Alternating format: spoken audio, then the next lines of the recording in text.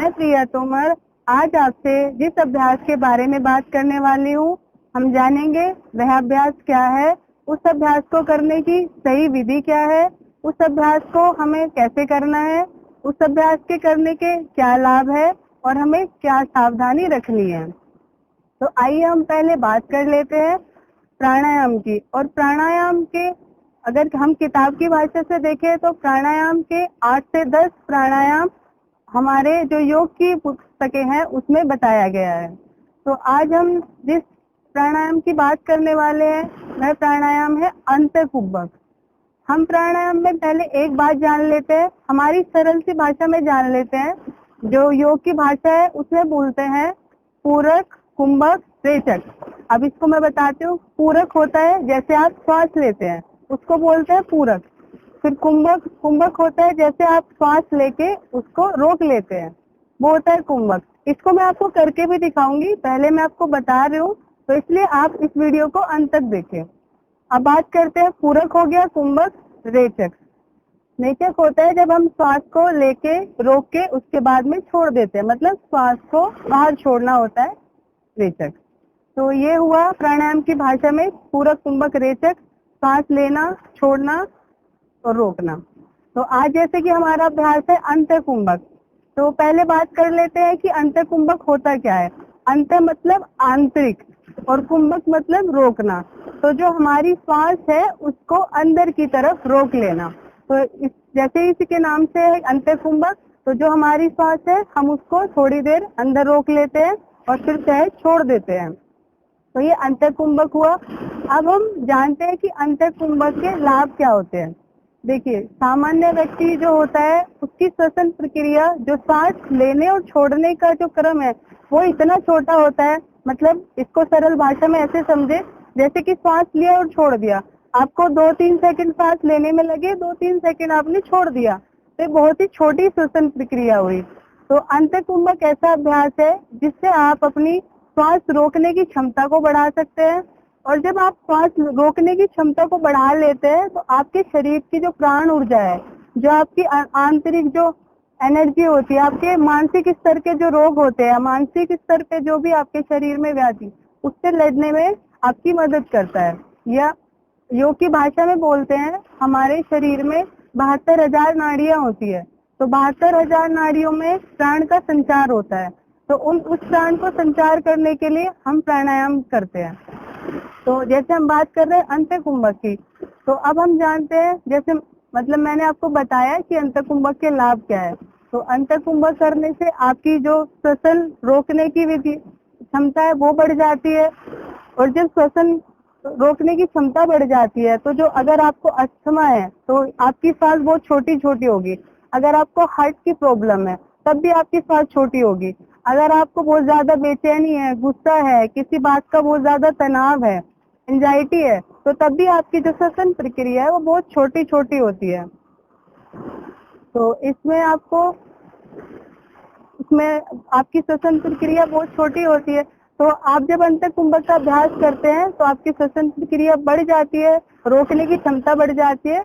तो आप इस विधि को करने से इन सारी बीमारियों से दूर हो सकते हैं, इन मानसिक व्याधियों से दूर हो सकते हैं। तो अब हम जान लेते हैं कि अंतकुंभक करने की विधि क्या है। पहले मैं आपको बता देती हूँ, उसके बाद मैं आपको अभ्यास करके दिखाऊंगी। तो पहले मैं आपको बताती हूँ, प्राणायाम में आपको बस एक बात का ध्यान रखना है, आप पहले सुखासन में बैठ जाए। अगर आप जिस भी आसन में आपको सहज लगे आपको बस बैठ जाना है। जैसे कि ये मैं बैठे हूँ, ये है सुखासन। आपको बस ये ध्यान रखना है आपकी कमर और आपकी गर्दन सीधी हो। हाथों को आराम से ऐसे रख सकते हैं, ये ज्ञान मुद्रा होती है, यह सहज ऐसे रख सकते हैं। और अगर आपको देखना है कि अंतकुंभक में आपकी सांस रुक रही है, आपका पेट कैसे हो रहा है, तो आप पेट पे भी हाथ लगा के देख सकते हैं। तो पहले क्या करना है, सांस दोनों नासिका से लेना है, सहज सांस लेना है। सांस लिया, पूरा पेट फूल गया, उसके बाद में हमें इसमें जालंधर बंद लगाते हैं। तो बात करते हैं कि जालंधर बंद क्या है।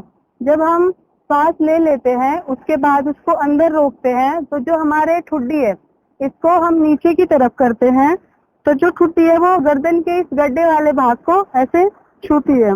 तो ये सहज ही हमारे यहाँ एक लोक लग जाता है जिसको बोलते हैं जालंधर बंद। जालंधर बंद के भी लाभ है, वो मैं आपको अंत में बताऊंगी। तो अब पहले मैं आपको करके दिखा देती हूँ। आपने सांस लिया, ये देखिए पूरा पेट बाहर आया, उसके बाद में अभी सांस रुका हुआ है, ठुड्डी को नीचे किया, आंखें बंद की और ये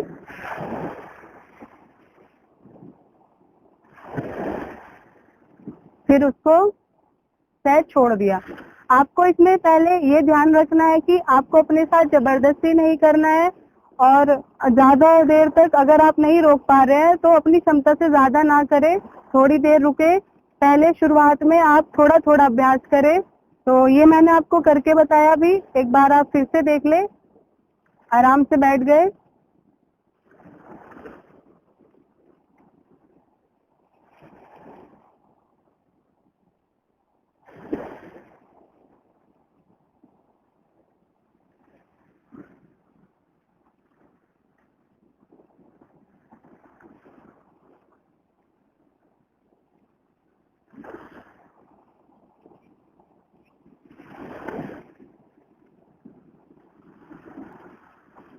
तो ये मैंने आपको करके दिखाया। अब जान लेते हैं कि किसको इसमें क्या सावधानी रखनी है। जैसे कि मैंने बताया जालंधर बंद लगाते हैं हम लोग, तो जालंधर बंद में जब आप गर्दन नीचे करते हैं तो गर्दन नीचे होती है, तो जिसको सर्वाइकल है, सर्वाइकल स्पॉन्डिलाइटिस की ज्यादा प्रॉब्लम है, तो वो इस आसन में जालंधर बंद ना लगाएं। आप गर्दन को सीधा रख के उसमें से श्वास को रोक सकते हैं। अगर पेट का कोई ऑपरेशन हुआ है, आंतों का अल्सर है, या फिर आपने इसमें ये भी ध्यान रखना है कि इस अभ्यास को भोजन के 3 घंटे बाद करना है। खाना खाने के बाद आप इस अभ्यास को कभी नहीं करेंगे। तो आपको ये इन बातों का विशेष ध्यान रखना है, और आपकी कमर और गर्दन बिल्कुल सीधी रहे। जब आपकी कमर गर्दन सीधी रहेगी तो सहज ही आपकी ऊर्जा का जो प्रवाह है वो नीचे से ऊपर की तरफ जाएगा। तो अब इसमें हम बात कर लेते हैं कि इसका सबसे ज्यादा लाभ किसको कैसे लेते हैं। तो एक तो जब हम जालंधर बंद लगाते हैं तो थायराइड की जो प्रॉब्लम होती है वो थायराइड को ठीक करता है, क्योंकि यहाँ से हार्मोन स्रावित होते हैं। दूसरा, हमारी जो श्वसन प्रक्रिया है वो बढ़ जाती है, रोकने की क्षमता बढ़ जाती है। तो ये इसके लाभ हुए। तो आप इस अभ्यास को एक बार करके देखिए। इस अभ्यास को करने की विधि मैंने आपको बता दी है। आप इस अभ्यास को एक बार करके देखिए, फिर आप देखिए कि इसके आपको क्या लाभ हुए, आपके शरीर पे इसका क्या प्रभाव हुआ है, और आप फिर हमें कमेंट बॉक्स में बता सकते हैं। आपका कोई प्रश्न है तो आप वो हमसे पूछ सकते हैं। और अगर आपको वीडियो अच्छा लगा हो तो आप इसको लाइक सब्सक्राइब भी कर सकते हैं और अपने दोस्तों के साथ शेयर भी कर सकते हैं। और अब हम इसका दूसरा भाग भी जानेंगे। ये सिर्फ आंतरिक कुंभक हुआ, इसका एक दूसरा जो भाग है वो है बाह्य कुंभक। तो वो हम अगली वीडियो में जानेंगे। तब तक आप इस अभ्यास को करिए। धन्यवाद।